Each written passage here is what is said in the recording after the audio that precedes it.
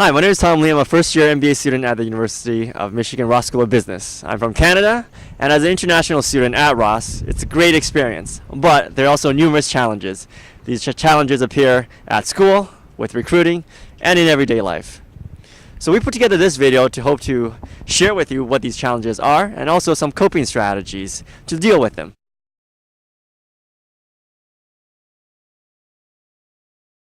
Probably the biggest stereotype associated with international students is that they tend to be quieter than American students. More shy. Oftentimes there'll be a social event for the section or for the class that seems like international students are sometimes more reluctant to come to. They do hang out a lot together, and I hang out with you guys too, so that works out pretty well, I guess. Don't they have there's an orientation for incoming international students, right? For like social norms and things like that. There have been like a couple times where the personal space gets violated a little bit. Probably a little bit on the reserved side.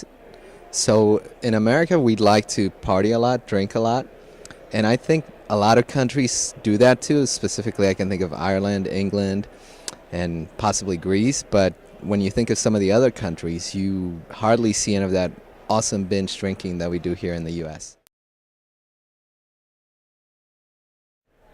Should I be politically correct or incorrect? Absolutely not. Okay. Stereotypes of Americans: big beer drinkers, actually big drinkers, I guess. Lots of women. And Lots of women. What do you mean by that? Party a lot. Have a good time with women. I guess that was one of the stereotypes. Yes, I would say that I had impressions that were not based on anything but just pop culture, I guess, for the most part. Such as? Americans are very friendly. Americans could be sometimes ignorant. Americans eat bad food, things like that. I suppose really a little more competitive, maybe. Ambitious. Everyone here, maybe that's just a business school student. Strong-willed. I don't know. Friendly. I think Americans are friendly generally. So as a European, I think that one stereotype is that Americans are very open-minded, friendly, and receive people very well compared to Europeans. And also maybe a little US-centered, I would say. I think I learned most of the stereotype from the movies. And I think American people, they are, they are really passionate and really strong, really tall, and they are very, very smart. Yeah, and that's what I learned from the movie. We saw like American people would be like really direct. But actually coming here, I feel like the opposite. Like, of course, in some part it's direct, but actually I feel like it's really indirect. So like, it's actually pretty difficult to really understand like what they mean, or like they never really criticize people. My first stereotype is of course about food, it all being greasy or bland or overspiced. If there is no ketchup or Tabasco in it, it's probably not good. And that would lead to stereotype number 2, and that is that statistically Americans are more obese than people from other countries. And has that proven to be the case from after our coming here to Ann Arbor?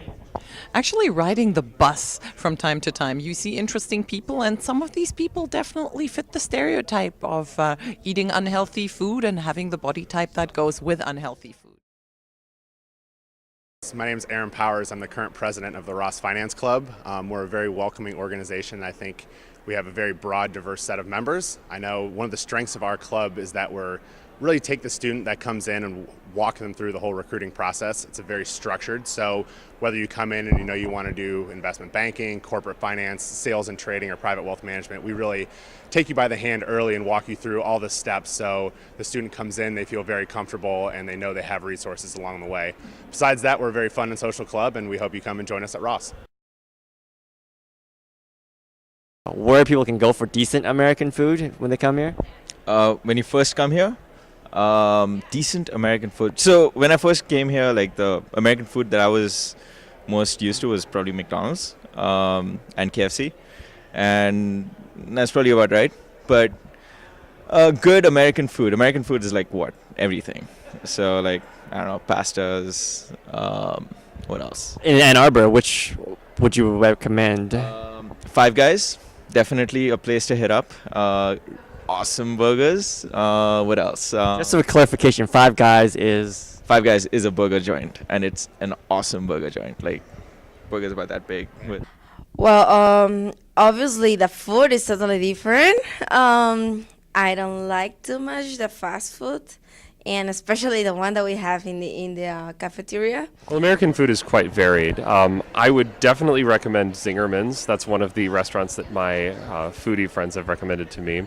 And then in the spring or summer, I would also recommend going to Dominic's for sangrias and pizza. So I have a hard time defining what American cuisine really means, because American cuisine to me has drawn a lot of inspiration from other cultures. And so, to me, when I hear American kitchen, American cuisine, I think about burgers and hot dogs. So what do you go for, burgers and hot dogs? Burgers and hot dogs. I guess Ann Arbor Brewing Company has a really nice burger, if you like that. I like barbecue at the Blue Tractor, I think it's called. What are American dishes? No, I'm sorry. I like... So I think Americans are very good at junk food. I mean, it's true. You know, when you like junk food, the best junk food is here. You have a big variety, diversity in junk food. What do I like here as restaurants? I like the Italian ones. There are a few on Main Street. I like to go to those ones. And I went to Vinology yesterday. It was very good. So Vinology. American grub. I mean, well, let's go with the classic Midwestern kind of town fair kind of thing. You have to try all the deep fried things. Deep fried Twinkies, deep fried Snickers, deep fried beer, that's also new, deep fried Coke, and deep fried butter. The Western food, I really like American food. As you can see, I'm a really big guy in China as well, but I like hamburgers, I like fries, I just like those Western junk foods. Yeah. And what's the best place to get them here in Ann Arbor? You mean restaurant in turns? Yeah.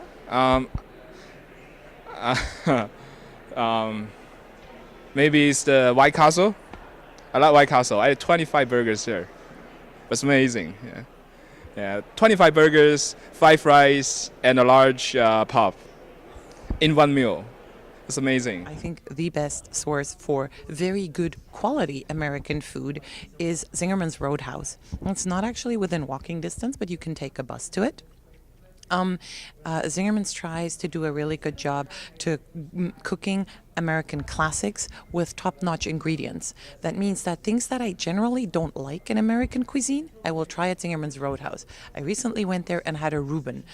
That's a sandwich that often has either a coleslaw or sauerkraut. Not a fan of it in real life. I would not get it anywhere else but Zingerman's Roadhouse, but actually quite enjoyed it. Same thing goes for mac and cheese, American staple as well. I don't order it anywhere but Zingerman's Roadhouse.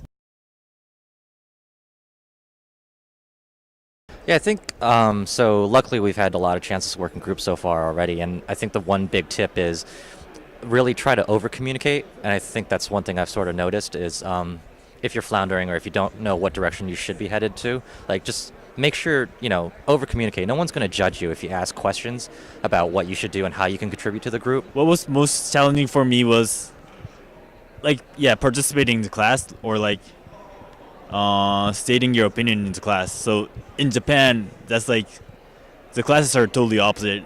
Everything is based on lecture. We never really raise our hand and state our opinion in class. But here, classes are based on discussion, and without getting involved in the discussion, you're still in the class, but you're not really, getting out the most from it. What I'm used to is that everybody gets a chance to speak. So I my preference is to hold my peace until it's my turn to speak up. But I soon realized that that doesn't always come in this setting. So I've learned to adjust that and speak up more often. Networking is definitely something completely new to me. I never had to do that ever in my life. So like coming up with 15 different questions that I was not interested in the answer to was definitely difficult for me. But I don't know. I just felt that it was something that I needed to learn, and it was a skill that I need to hone. Because even like with my classmates, like dealing with my classmates, this like, hi, how are you? How are you doing today? Business wasn't something that I was very used to coming. Doing recruiting, I think the most difficult was like, again, on the communication side, it goes too fast, and during recruiting sometimes it's difficult to get to the people and get your message. You need to be very concise and precise, and when you don't manage the language as good as the Americans, it's more difficult. Again, it comes down to this perception that foreign students might be a bit reserved, and it could be just because they're not very comfortable with speaking English. And for some of the students, this is the first English-speaking country that they've lived in, and so they come here and they think, I can't really communicate well. But no, you just have to go out there. If you make a mistake, be comfortable with it, keep going. We understand you're from another country, and a lot of recruiters will be open to hiring international students. It's just international students sometimes limit themselves. And clearly when you apply, there is the indication of whether they accept international students or not. But if it says they do, most likely they will consider you. So just go out there, put yourself out there, and be comfortable and confident that you have the skills that they're looking for. Hi everyone, my name is Aditi and I'm the president of the Ross Consulting Club.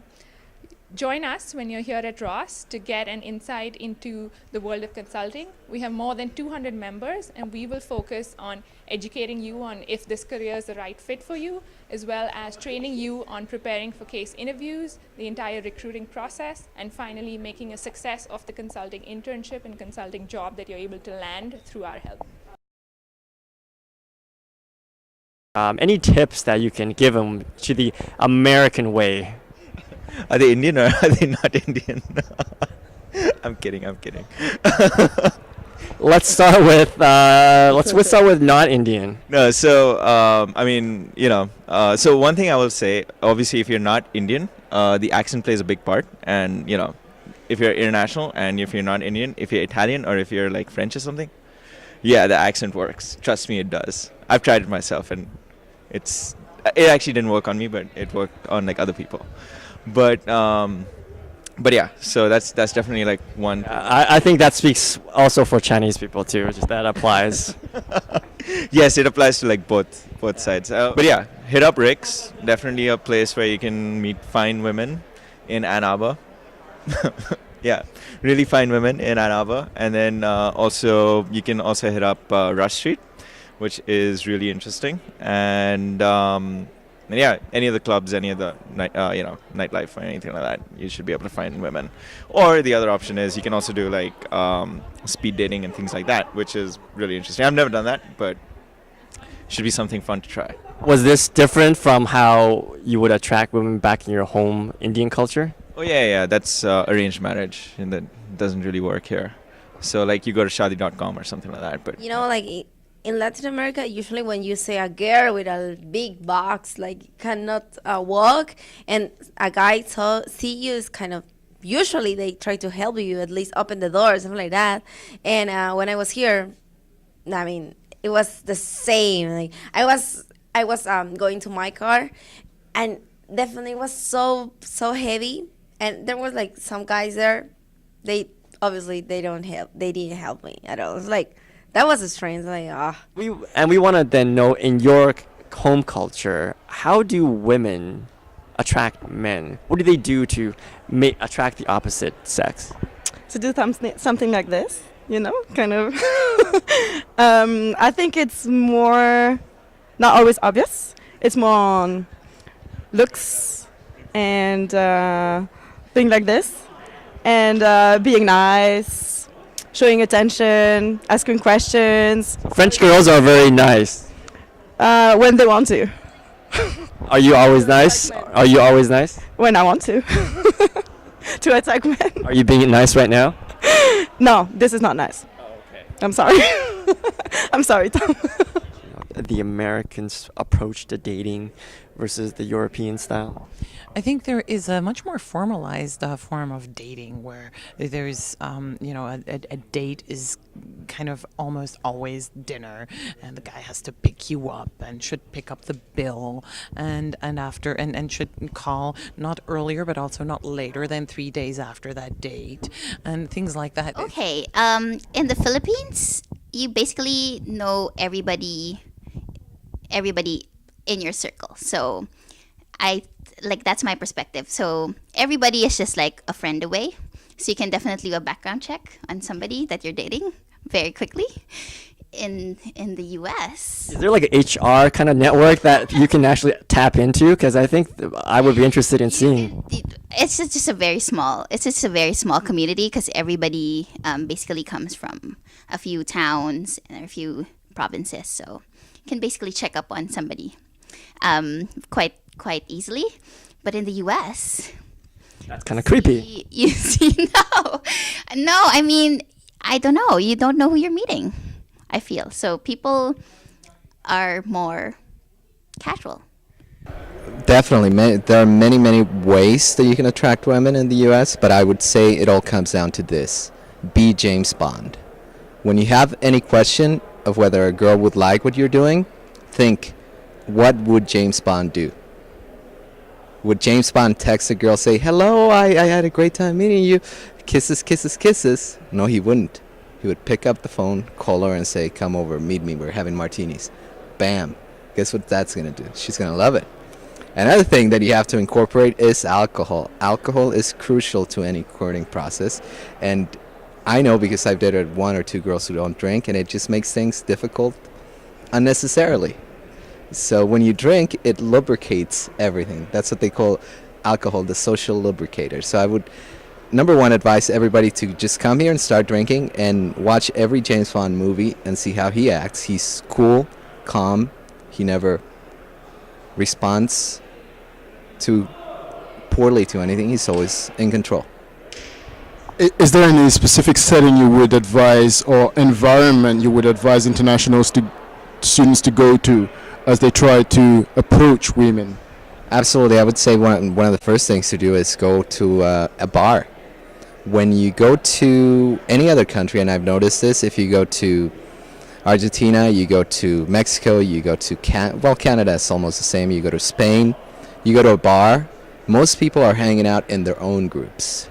That is the same here too, but we are a little bit more open to strangers speaking to us and introducing to each other. So when you go to a bar, you can have a great time, meet new people, and drink, and guess what that's going to do? That's going to help you, that's going to make you look more attractive to the opposite sex. And just go, have fun, interact, and again, don't be reserved. Because if you're reserved in a corner drinking by yourself, no girl's going to come up to you and say, oh my God, you are so cute, I must have you. No. You have to go up to her and say, how you doing? I am Lionel, I have a cool French accent. Let's go home. And guess what she's going to say? Okay?